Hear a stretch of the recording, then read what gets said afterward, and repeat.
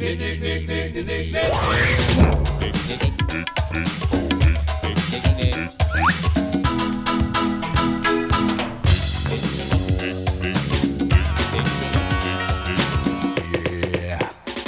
it.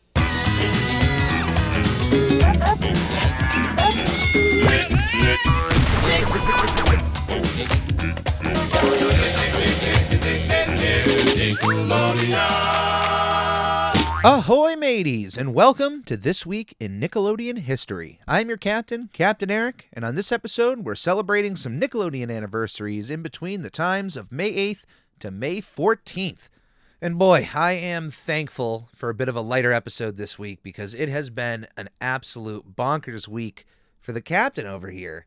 Last Sunday, we celebrated the release of the SpongeBob SquarePants movie Rehydrated over on YouTube.com, where unfortunately about 40 to 45 minutes of the way into the live premiere, the live stream, the video was struck with a copyright notice from Paramount, which is unfortunate because everything from the top down was remade by fans.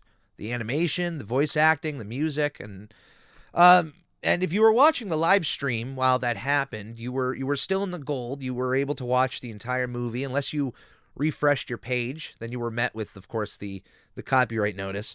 Monday morning, anywhere from like 11 a.m. to noon Eastern Standard Time, the movie was allowed to go back up onto YouTube. The claim was released. Now, in the interim, we uploaded the movie through Newgrounds.com, and as of I heard of this recording, the SpongeBob SquarePants movie Rehydrated is apparently the all-time highest rated piece of media on Newgrounds.com, and let me tell you, as an old school classic user of Newgrounds.com, not only has that piece of information just blew my mind, it hasn't really calculated in my brain yet that I was even a small part of something that is the top of Newgrounds. I just can't believe that.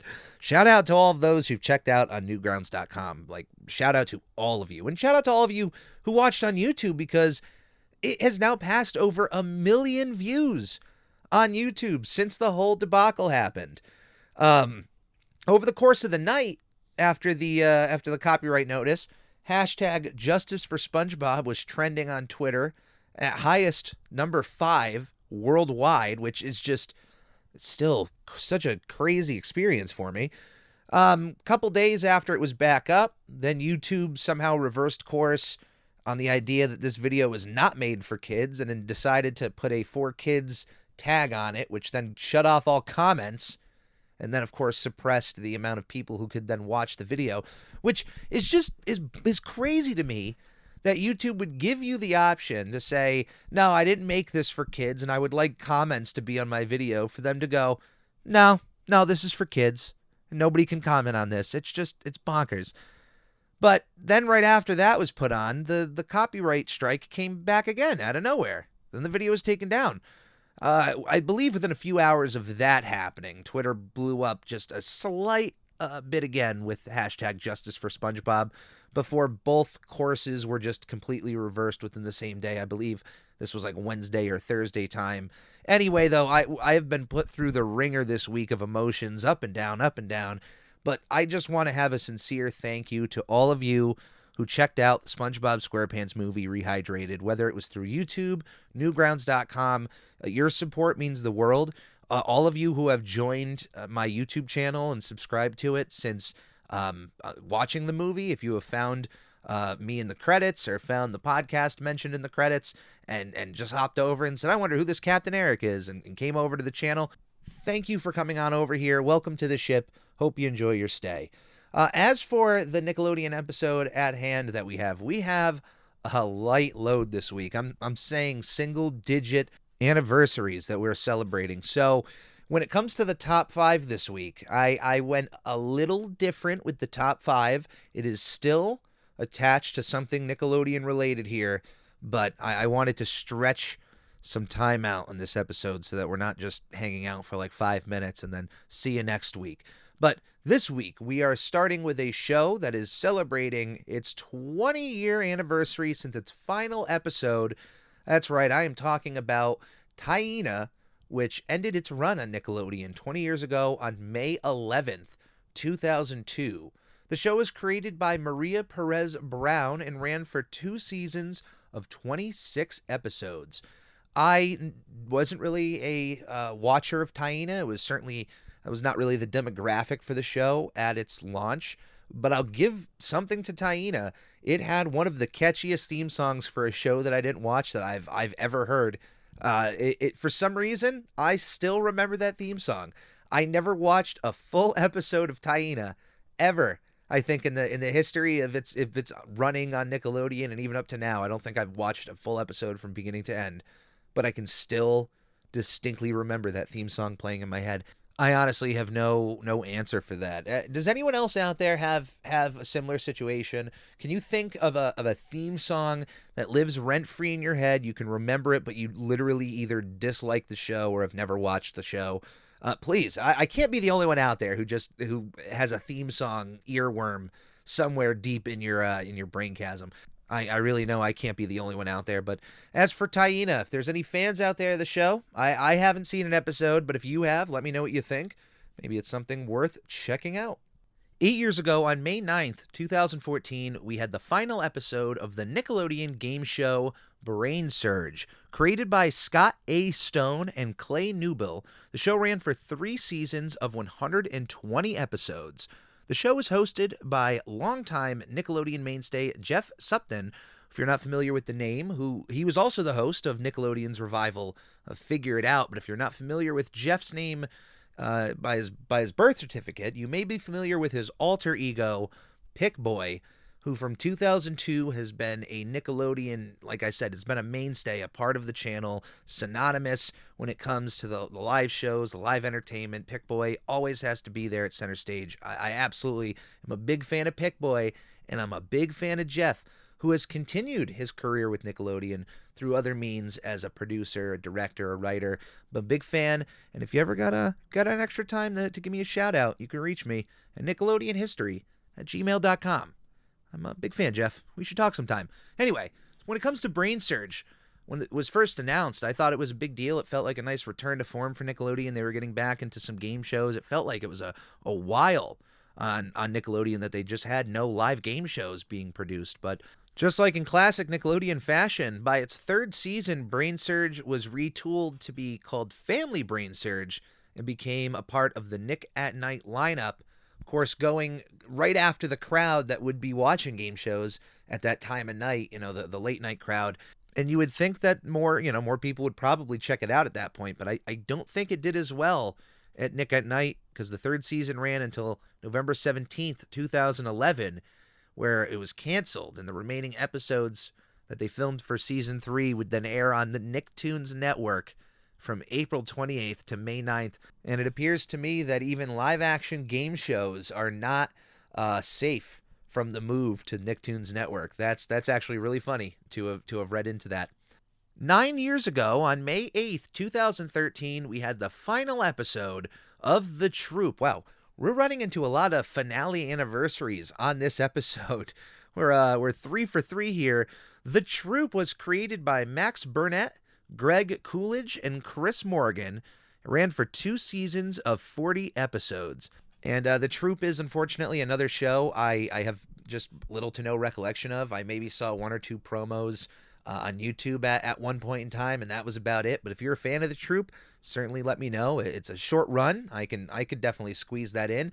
But if you thought the turkey here was impressive for finales, we're going 4 for 4, because I forgot our last one here is also a finale, because 3 years ago on May 8th, 2019, we had the final episode of the Dude Perfect Show, which is also the final Nickelodeon anniversary we're celebrating this week. So 4 shows, 4 finales. This seemed to be the week where shows just, this is where they go to end. This is the March, May is like spring cleaning. Get the shows out, get those final episodes right before the summer starts, and we can get new shows in rotation. The Dude Perfect Show was, of course, created and starring the team of Dude Perfect, made up of Kobe and Corey Cotton, Garrett Hilbert, Cody Jones, and Tyler Toney. The show ran for 3 seasons of 48 episodes. The show, well, for those that don't know, Dude Perfect is a YouTube channel. They started out doing trick compilations before moving on to other various sports and stunt, compilations of them doing crazy trick shots. And it's certainly impressive stuff. And of course, just like every other popular YouTube, channel and personality from like the mid 2000s to the mid 2010s, everybody gets a TV show.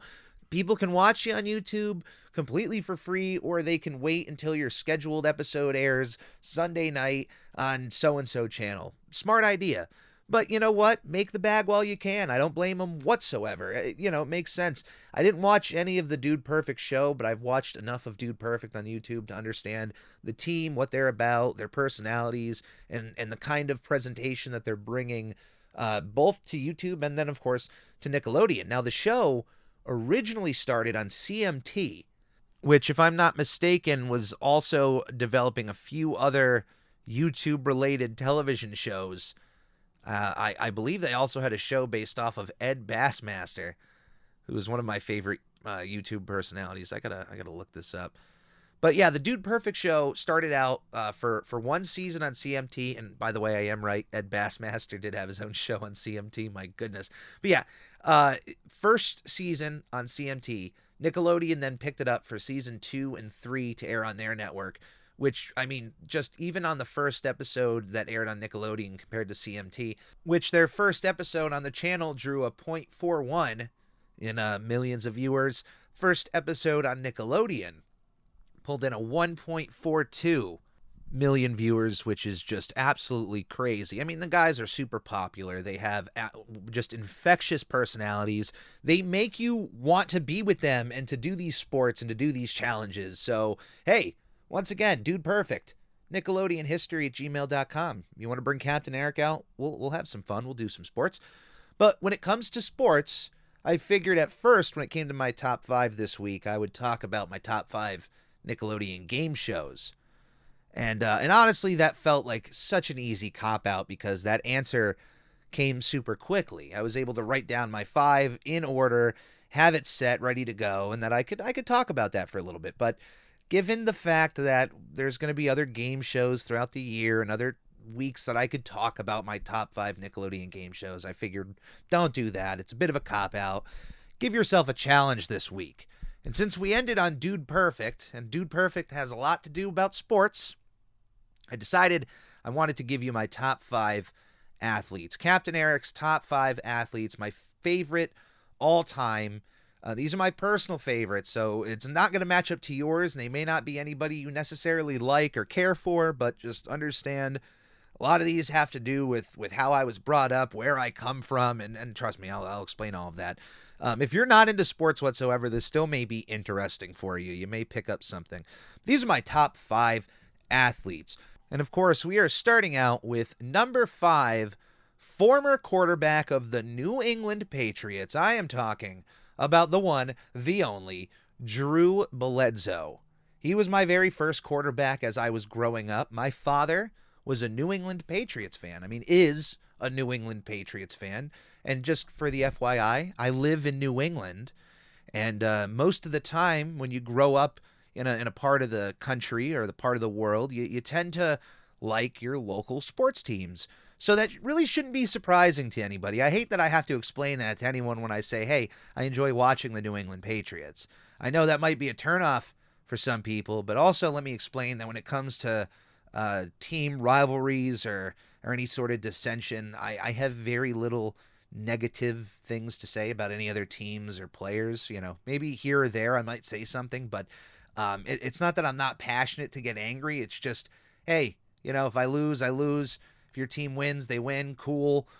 What's the big deal? I'm not somebody just to get my my pants all up in a twist. But anyway, usually when you grow up and your father or parent is into a certain sports team, you tend to start watching and paying attention to those sports teams. So when I was growing up, it was the New England Patriots, and the quarterback of the time was Drew Bledsoe, who was the quarterback from 1993 until 2001. And I just, he was just my first quarterback. So it's not that even at that time as a kid, I could tell you some of my favorite plays of Drew Bledsoe or moments of Drew, but I do have one for you. And it was a big significant moment for me because this was the year that I like solidified my fandom of the New England Patriots. And it was the year 2001, the first year that they won the Super Bowl of that season, the 2000 to 2001 season. And it was during that season that, of course, well-known New England Patriots quarterback Tom Brady would make his rise. But before he could go on to win the Super Bowl of that year, you first have to win basically the semifinal game, which is, the championship game of whatever division you're in. In the NFL, for those that do not know the NFL, there's two divisions. There's the AFC and the NFC. And that's how the Super Bowl is decided. Whoever wins the AFC goes on to the Super Bowl. Whoever wins the NFC goes on to the Super Bowl. And they're two different, divisions of the United States. So during the semifinals match, Tom Brady went down with an injury halfway through the match. He was injured. And Drew Bledsoe, on his way out of the New England Patriots, stepped up to the plate and helped win the AFC Championship game to help the Patriots make it to the Super Bowl. It's a moment that, as a fan, I was starting to really become a Patriots fan. I was watching a lot with my father at the time. And then here's this big, important game for the Patriots. Your star quarterback goes down. But then here comes the old sheriff, the old gunslinger, coming in up to the plate and helping secure that win and helping them get to the final matchup. It's a moment that I'll never forget. I love Drew Bledsoe. He was like the first athlete I can say I knew and really fell in love with, and to have that moment in time and to help catapult them to that first big win with Tom Brady. I mean, I'll never forget that. Number 4, Michael Jordan. Same. A lot of the same things here for a lot of these athletes. They entered my life at an early age.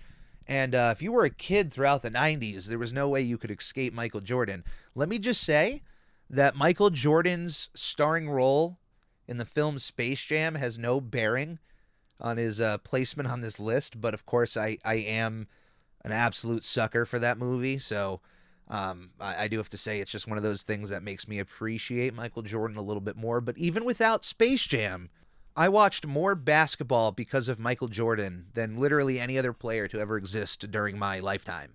There have been exciting players, just as exciting as Michael Jordan. Your Kobe Bryants, your LeBron Jameses of the world, but Michael was just on complete fire in the 90s. And if you were a kid and you had any sort of desire to watch sports, the Chicago Bulls in 95, 96, those are some exciting years for basketball. And that's when I was watching, I would say, the most basketball in my lifetime was when Michael Jordan was on top. But even when he stopped playing, his legacy that he left behind, whether it be good or bad, is just iconic. And he's one of those players that has just completely transcended the sport and made you pay attention to basketball, whether you liked it or not. Like, even if you didn't watch whatsoever, there was no way to escape Michael Jordan and the absolute fire he was bringing to the court every single week. And there's a reason why he got as big as he was, as iconic as he is. It's Michael Jordan. Number 3 on my list is a surprising one because I didn't watch a lot of this guy when he was playing live. I knew of the name, I knew of the player, I knew of the sport. Watched it once in a while, but I didn't watch this guy live, and it wasn't until after the fact that I started paying attention to this player, started looking at some of the work he was putting on in his sport, and completely understood why he has transcended his own sport and became iconic in his own right. And I'm talking about the NHL god himself, Wayne Gretzky. I absolutely love Wayne Gretzky, but the one thing I really love about Wayne Gretzky that always stuck with me, that we're talking about a guy who has the leading point record in the NHL. He has scored more goals than any other player in NHL history. He has the most points in NHL history. But what's even more impressive than that is his assists. Wayne Gretzky is also the lead in assists in the NHL, and his assist number, I believe, is almost double his goal record, which means almost more than half the time Wayne Gretzky was passing that puck over for somebody else to make the goal than he was doing it himself. He's the greatest hockey player to exist. And more than half the time, he is getting other people to make goals instead of him. That alone, to me, was so intriguing that it just sent me down the rabbit hole of Wayne Gretzky's, best matchups, some highlights, and I fell in love with the player. I love the guy. I love the player. Wayne Gretzky is an absolute class act, and just, my God, what a player, what a human being. I love Wayne Gretzky. Number 2 is not going to be that surprising, and I promise, if you're not somebody who is a fan, I'm not going to spend a lot of time talking about him. But number 2 is, of course, Tom Brady. As previously mentioned, at the time that I was becoming not just like a, hey, my dad watches sports and I'm going to follow him, when I was becoming my own fan of the Patriots was during Tom Brady's first year as a quarterback. So going from that massive game moment of Drew Bledsoe helping bring the Patriots to the Super Bowl to watching that Super Bowl pitting the New England Patriots up against the St. Louis Rams was an absolutely big deal for me. Having them win, and then, of course, 3 more wins over the next 4 years, creating that dynasty, and then just going on from there and continually being the GOAT that he is. And, of course, you can try to deflate this conversation all you want, but to have a player like that have the career he's had at the point that he was drafted is nothing but incredible. For him to go on as long as he has, to play at the level he has, and to be the absolute one of the best quarterbacks under pressure in the history of the sport. He's even if you hate the guy, you have to be honest that at least when he's on the field, you could have the other best team up against him. That's exciting football to watch. I don't know about you, but Patriots fan or not, some of my absolute favorite moments watching the Super Bowl have been when they're involved. So totally respect people who don't like him, but shout out to the GOAT, Tom Brady. But he's not the GOAT of Captain Eric's top athletes list, because I'm guessing you would expect Tom Brady to be number 1, but he's not. In fact, there's an athlete that in my world, in my heart, I hold above Tom Brady, and that person is, of course, Tony Hawk. Now, some people may not really consider skateboarding at the same athletic level as football, and to those people I'd say, you can just get up on out of here. Tony Hawk is by far the most important athlete to have entered my life, because he's the only one that when I heard about him, not only were you learning just about one athlete, but then coming along with that was the entire sport. Tony Hawk was just the door that helped me enter the world of skateboarding. And it's beyond, just the Tony Hawk video games, but for a good third of my life thus far, I spent an entire decade just devoted to watching skateboarding, playing the skateboarding games, learning about skating, skating myself, where I'm a really good rider, but I can't even ollie. I don't really do tricks out there. But I can ride a skateboard. Even on really terrible gravel, I learned how to keep up with everybody and how to ride that thing. So I know I am fully confident in my riding abilities, but when it comes to tricks, never really got the hang of it. But just skateboarding became a big part of my life, and it was something that made me feel involved with other people in town, even though I wasn't the most welcomed skateboarder. I certainly came off as probably a bit of a nerd, being into as much as I was, and then, hey guys, I'm here to skateboard. But, I legitimately had a lot of passion for the sport, and I had a lot of passion for those who did it, and a lot of respect for them. And at the top of that game, it's Tony Hawk for a lot of people. You can really point to your Stacy Peraltas and your Tony Alvas. But for me, Tony Hawk was that guy that just, wow, this is skateboarding, and I'm just going to start following this. And even when you got into more underground skaters and skate companies like Ricky Oyala and Traffic, I still kept Tony Hawk at the top of my list, even when other skaters would call me corny for it, because You know, that was the guy that just helped usher in the rest of this love that I had for the world of skateboarding. So, shout out to Tony Hawk. The guy still has it to this day. He has said, I'll skate until the wheels fall off, and I'll be there with him along the way. I would love to continually skate until the wheels fall off for myself, too. And since we are talking about the subject of Tony Hawk, might as well bring up, since you're asking, my absolute favorite Tony Hawk video game is Tony Hawk's Underground 2. That is all. You can reach Captain Eric at nickelodeonhistory@gmail.com, and you can follow me on Twitter at I'm Ready Podcast and on Instagram at SpongeBob Podcast. Please check out my other podcast, I'm Ready, a SpongePod Squarecast dropping every Wednesday on every conceivable podcast platform. And don't forget to subscribe to the Captain Eric YouTube channel, where you can also hit that bell for notifications whenever you want to hear about the Captain putting something out. You can also purchase new and updated merch at the Redbubble link, either in the podcast description or in the link from any of my socials. Anything that comes in through my projects go directly back into my projects, and all of it is always appreciated.